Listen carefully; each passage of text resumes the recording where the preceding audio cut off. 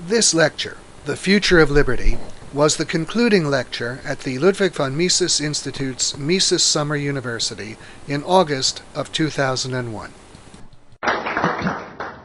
Well, good afternoon once again, and I want to say I'm greatly honored to have been asked to give this closing talk on the subject of the future of liberty at the very end of this highly intensive week of classes you've just been through, classes that all relate to this vital subject. And I'm sure you all realize how unusual this week has been. What you may be used to, if you attend an American college or university that is committed to multiculturalism and diversity, is, it's been said, being exposed to the multiculturalism of experiencing what it's like to live in the culture of a totalitarian country on your own campus, and to the diversity of being taught by Marxists of all races and subcultures. That is an environment in which no views are tolerated but those deemed to be politically correct. Correct by people who don't know the difference between true and false or right and wrong, and often attack the very existence of these concepts, and who are thus the last people in the world to be in a position to judge the actual correctness of anything. So it's certainly rare in today's educational world to encounter a single pro-capitalist professor here or there. But to have an entire faculty of 14 pro-capitalist professors offering so many classes that you actually have to choose which ones to take, that's altogether unheard of, at least outside of the Mises Institute. The existence of this program, the Mises Summer University, itself signifies a major milestone in the struggle for liberty and is a really huge accomplishment of the Mises Institute. In fact, in a very real sense, this program can be viewed as the beginning of the future of liberty from this point forward. And I'd like to explain why I think so. Liberty should be understood as freedom from the government, specifically freedom from the initiation of physical force by the government. The existence of a government has the potential to secure the individual's freedom from the initiation of physical force by other private individuals. And it actually does so insofar as the government enacts and enforces laws against such acts as murder, robbery, rape, assault, and battery, and fraud. However, the existence of government, as we know all too well, itself poses the greatest potential threat to freedom. The Gestapo and the KGB, for example, make private criminal gangs like the Mafia or the Capone mob look not only tame by comparison, but almost kind and friendly. So utterly and massively vicious can governments be. So the real issue of freedom is freedom from the government, and that is liberty. Well, for many years, freedom and liberty have been in great peril in the United States, not to mention the rest of the world. And to gauge their present state here in the United States, it is perhaps sufficient to realize that today the average successful businessman probably has more to fear from the government than does the average mugger. Again and again, the muggers and other violent criminals either are not apprehended or are quickly turned loose in revolving door justice. At the same time, again and again, successful businessmen are prey to an army of government agencies enforcing arbitrary, unintelligible, and contradictory rules and regulations. There has been a thorough perversion of government. It has more and more stopped doing what it should be doing, namely protecting its citizens from the initiation of physical force, and at the same time has more and more been doing what it should not be doing, namely itself initiating physical force against its citizens. In other words, the government has more and more failed in securing the individual's freedom against violation by other private individuals, and has itself more and more violated his freedom. Well, how did this happen? It was not always this way, at least not to anywhere near the present extent. The founding fathers of the United States understood very well the nature of freedom and liberty and the enormous threat posed to them by government. In the strongest possible terms, the Declaration of Independence upholds the principle of inalienable individual rights and the proposition that governments are created for no other reason, for no other purpose than to secure the rights of the individual, and indeed are to be overthrown when they become destructive of that end. The Constitution of the United States and its Bill of Rights are to be understood as an attempt to control and regulate government, to chain and cage it in order to stop a vicious beast from being unleashed on the citizens. It is to protect the citizens from their government that the Constitution provides for a division of powers and system of checks and balances between three distinct branches of government and two distinct levels of government, and contains the series of amendments known as the Bill of Rights that makes entire categories of legislation flatly illegal. And on the foundation of its Constitution, for most of its history, the United States really was a free country. Of course, by no means completely or perfectly, and certainly not for everyone. Negro slavery was a blatant contradiction of the individual's right to the pursuit of his own happiness. And women lived under major legal disabilities, such as being denied the right to own property. But for the white male population, there was far more liberty than there is now. For example, other than in the Civil War, there was no income tax before 1913, and before 1887, not a single federal regulatory agency. The way things should have developed was that the freedoms and liberty enjoyed by white males should have been fully extended to blacks and to women, and at the same time, the extent of liberty and freedom for everyone should have been enlarged. Well, it certainly did not happen this way. Why?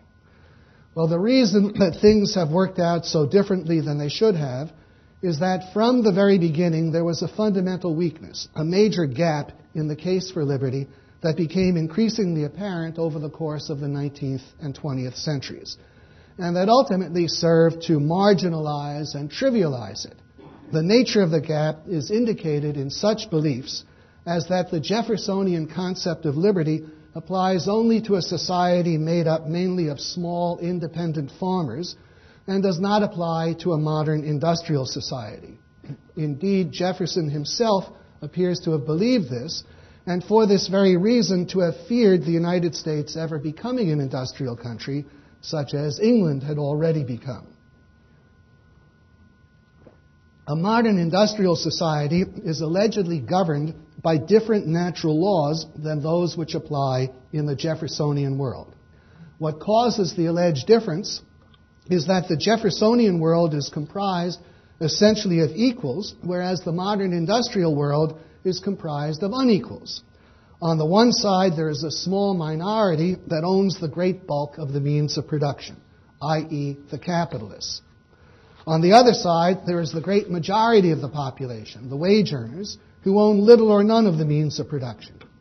In this state of affairs, it is held the capitalist minority is in a position systematically to exploit the great wage-earning majority, and would, if left free, drive wage rates down to or even below the level of minimum subsistence, while at the same time lengthening the hours of work and worsening the conditions of work to the maximum extent possible. This, of course, is the substance of the Marxian exploitation theory. On the basis of such beliefs, freedom can easily be ridiculed as, quote, the freedom to starve. And free wage earners can be made to appear as slaves, wage slaves, by whose employment the capitalists allegedly earn profit on precisely the same foundation as slave owners gain from the ownership of slaves, namely the fact that workers can work more hours than is required to produce their means of subsistence. The extra hours they work, over and above the hours necessary to produce their means of subsistence, or its equivalent, is held to be surplus labor time, which is supposed to be the foundation of surplus value, Marx's catch-all expression for profits, interest, and land rent. Well, despite the overthrow of socialism in many countries, the Marxian exploitation theory is as influential in the United States today as it has ever been. It is the lens through which the great majority of people, and probably an even greater majority of intellectuals, see laissez-faire capitalism. It is what terrifies people of the very prospect of laissez-faire capitalism. Just consider, what do most people believe would happen if pro-union and minimum wage legislation were repealed? What do they believe would happen if maximum hours laws and child labor legislation were repealed? They believe that then the capitalists would proceed to drive wage rates down all the way to the minimum subsistence level, if not lower, that the hours and conditions of work would worsen to or beyond the point of horror, including small children working once again in the mines.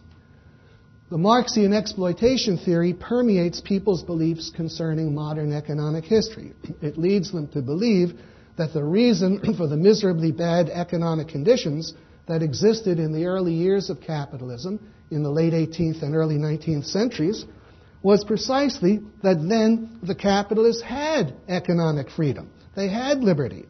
And what they did with it was cause poverty and misery for everyone else. It leads people also to believe that what improved conditions later in the 19th century and in the 20th century was government intervention, most notably labor legislation.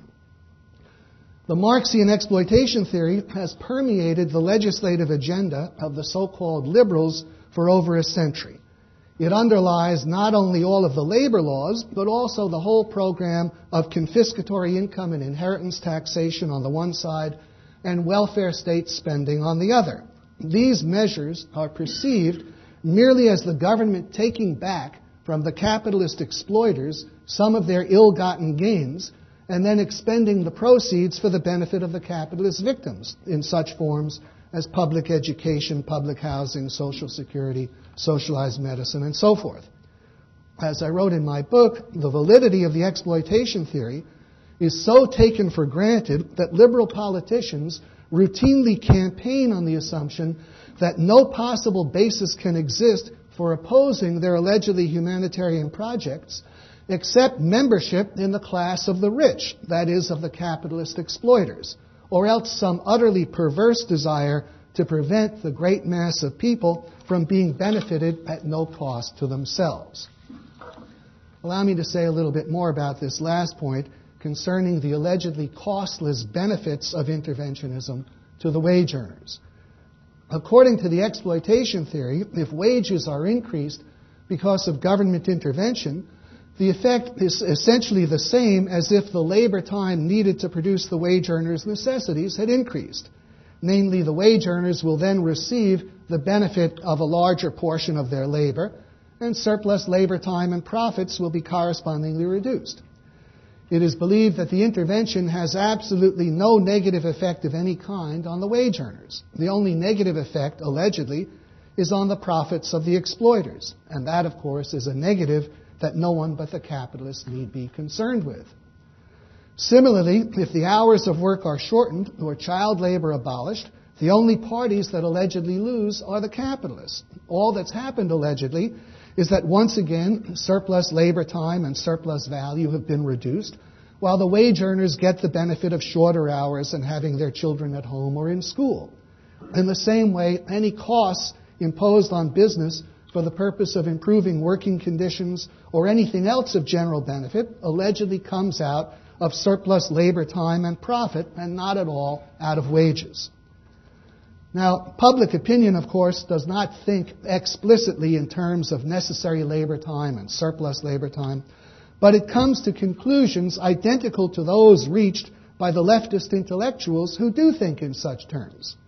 It thinks that the cost of government intervention is at the expense of the capitalist exploiters and that the intervention represents an unadulterated benefit to the wage-earning masses.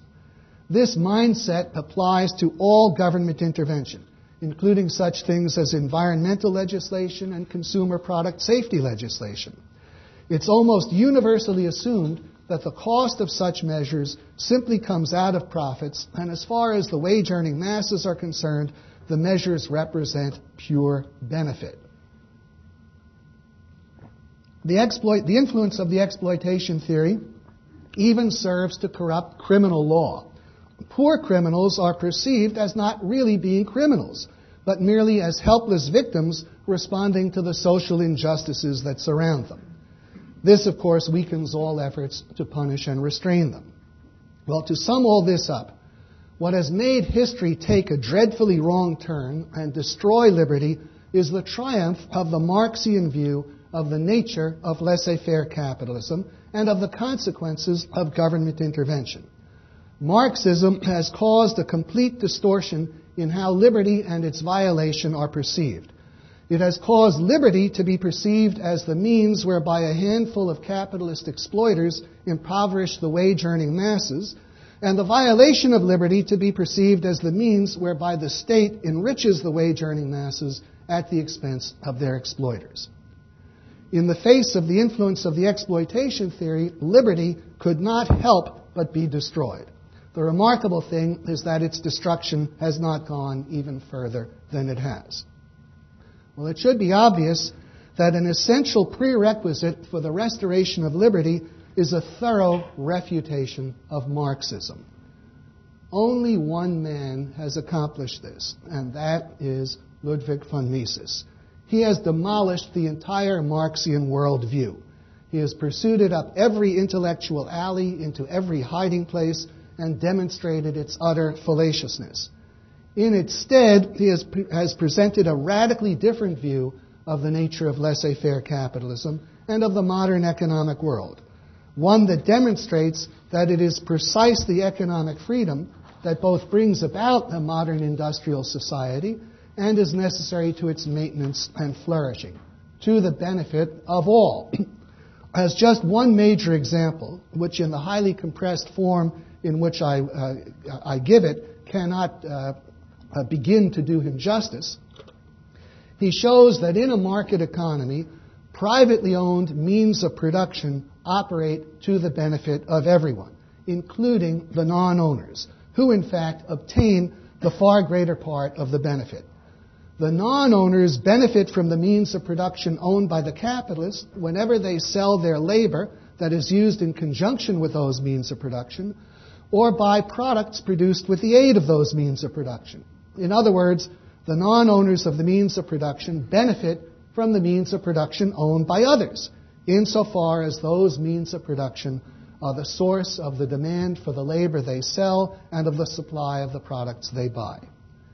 Nothing could be more obvious once it is named than that in order to benefit from an automobile factory or an oil refinery, one does not have to own that automobile factory or oil refinery, but simply be in a position to buy its products. Amazingly, this is something that hardly anyone but Mises actually realizes. According to the views of most people expressed countless times over, the only ones who benefit from the means of production are the owners, and the only ones who suffer as the result of their destruction are the owners. In total opposition to the prevailing ignorance, Mises shows that in fact, thanks to the freedoms of initiative and competition and the profit and loss incentives of capitalism, the benefits going to the non-owners of the means of production are not only immense and constitute the far greater part of the benefits provided by privately owned means of production, but become progressively greater and greater as businessmen and capitalists bring about ever better products and more efficient methods of production. Precisely for these reasons, he shows, the average wage earner in any modern capitalist country is able to enjoy a material standard of living greater than that of kings and emperors of former times, even including monarchs as recent as Queen Victoria. In other words, he demonstrates why it is incomparably better to be a non-owner of means of production under capitalism than an equal owner under socialism. Capitalism and economic freedom, he shows, instead of being a system operating only in the interest of a small minority, is a system that operates in the interest of everyone. Thus, Mises demolishes the doctrines of class interest and class warfare along with the exploitation theory. Now, I certainly do not wish to imply that Mises' work is limited to the overcoming of Marxism, though that is certainly an enormously important part of it. His writings deal with every significant aspect of economics and decisively answer virtually every economic fallacy that stands in the way of economic freedom. Only lack of time prevents me from elaborating further. The restoration of liberty must begin with a reading and study of Mises. This is by far the most important single point I have to make.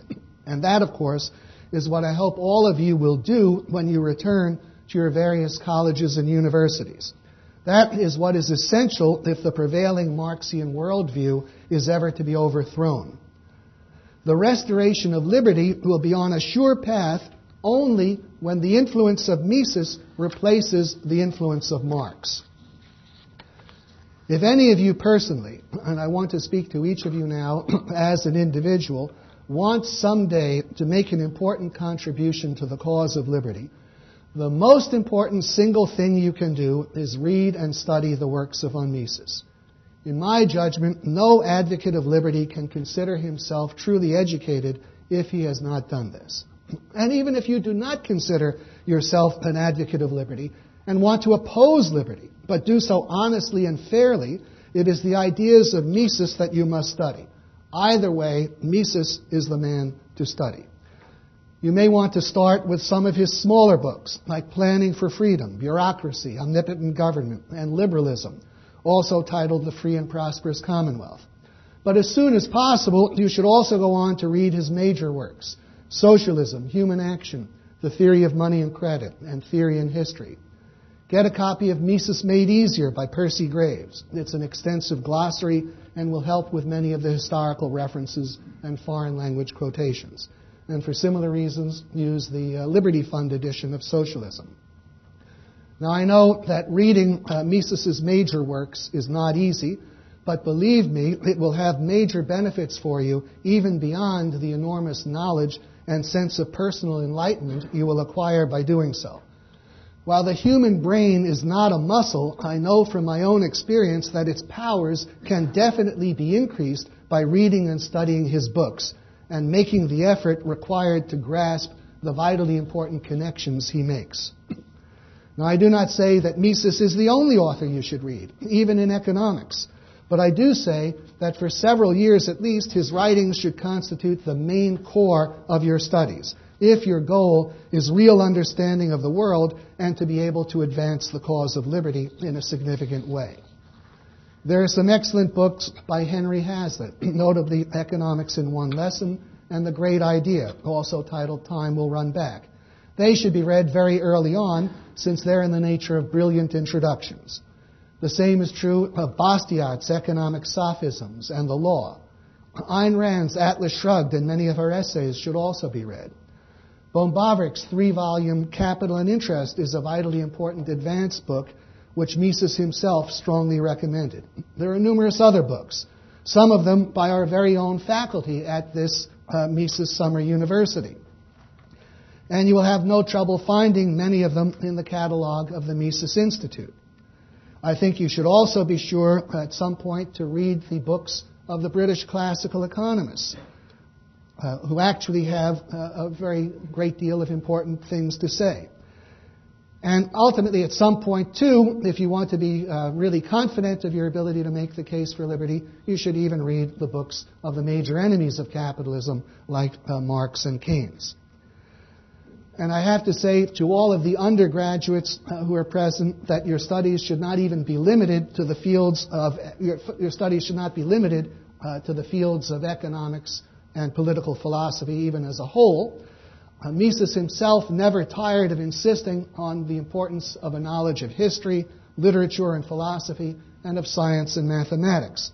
We live, of course, in an age of educational chaos and disintegration, but that need not stop you from obtaining a serious education. The earlier you are in your educational career, the more you have the ability to see to it that you nevertheless actually learn something. Take courses that will require you to read the great literary classics of Greece, Rome, the Renaissance, and the Enlightenment. Take courses in mathematics and natural science. Though be sure to stay away from any that may advertise themselves as having any kind of environmentalist application. And if you fear that you are not yet sufficiently proficient in writing, well, by all means, take a course or two in English composition. Wherever possible, whenever possible, wherever it can be fitted into the subject matter of a course, choose term paper topics that will require you to read Mises and or apply the knowledge you have already learned from him. Thesis topics along these lines are exceptionally valuable. Now let me try to project what might happen if someday there were thousands or tens of thousands of bright, articulate men and women who had seriously read and understood Mises along the lines I've just recommended to you.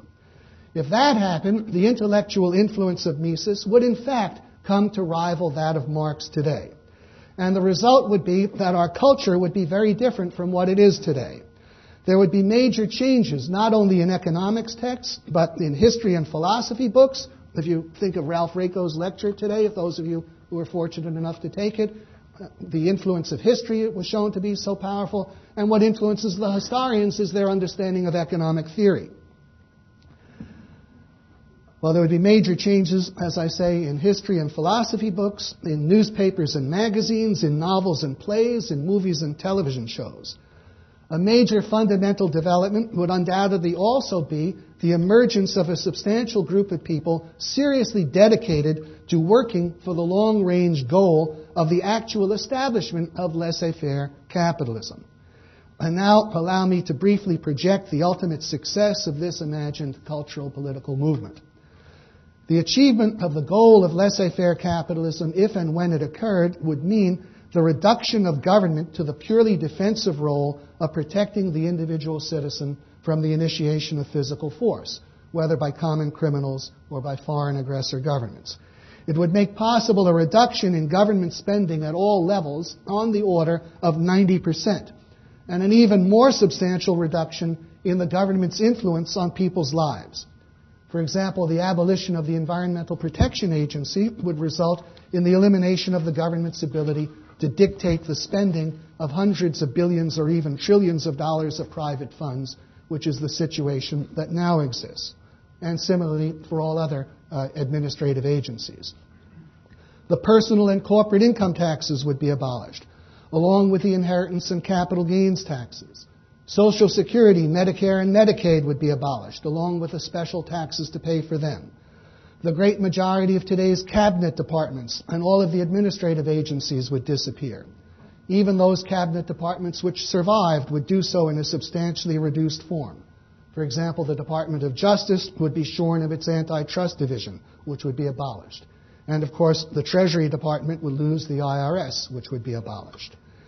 In effect, the government would be reduced to the role of a night watchman, and the honest, peaceful citizen would hardly be aware of its existence. The possession of this ultimate goal would serve as a guide and standard for the political action leading to its achievement.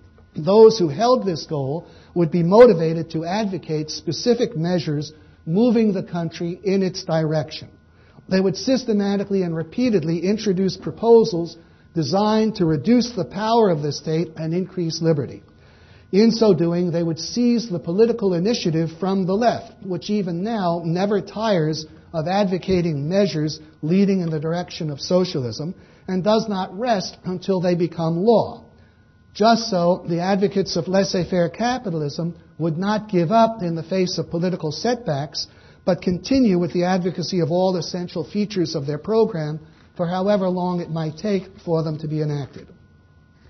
Given the necessary change in the intellectual cultural environment that I have depicted, the time required to effect major political change might not be all that long.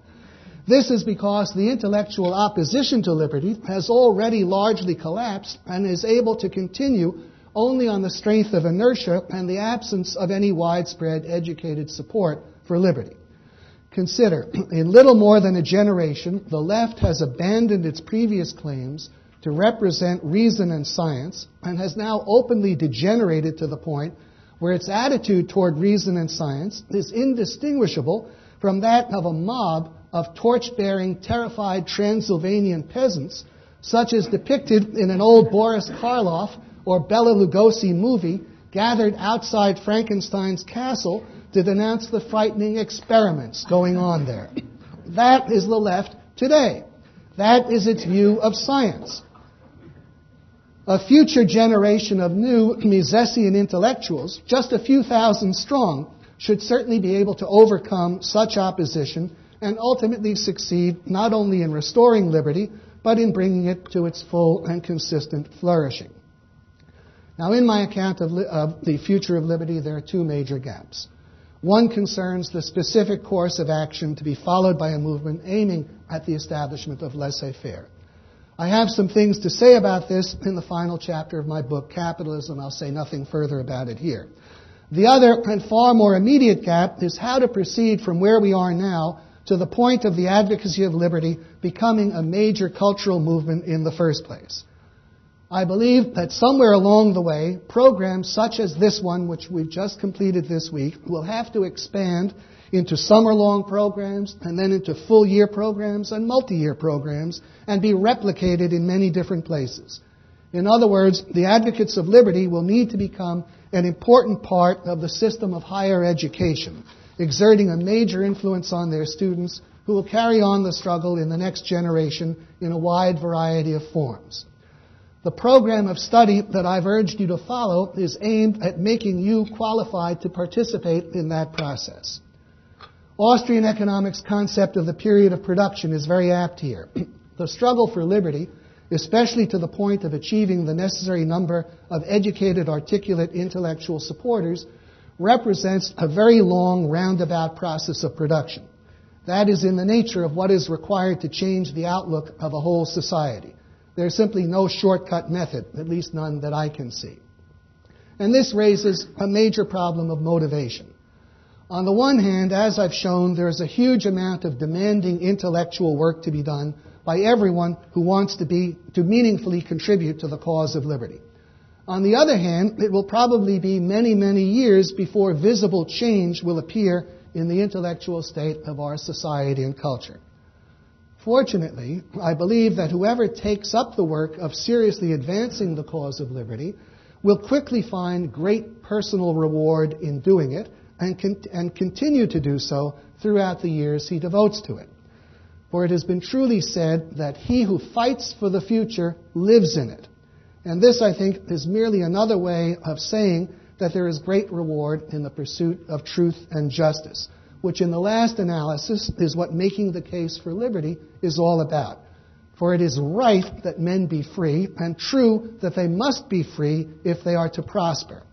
And concerning this subject, Mises himself wrote, quote, "The great social discussion cannot proceed otherwise than by means of the thought, will, and action of individuals.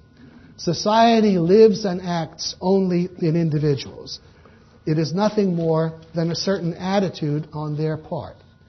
Everyone carries a part of society on his shoulders. No one is relieved of his share of responsibility by others.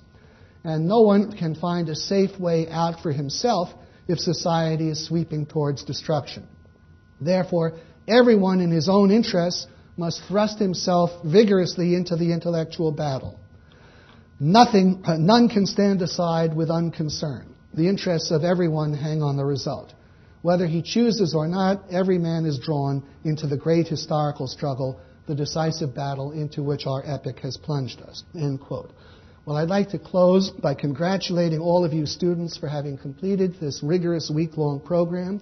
All of my fellow faculty members, Professors Anderson, DiLorenzo, Garrison, Gordon, Herbener, Hoppe, Husman, Klein, Nataf, Rako, Salerno, Thornton, and Vetter for having taught it, and Lou Rockwell, Jeff Tucker, Christy Holmes, and the whole Mises Institute and its staff for having made it possible.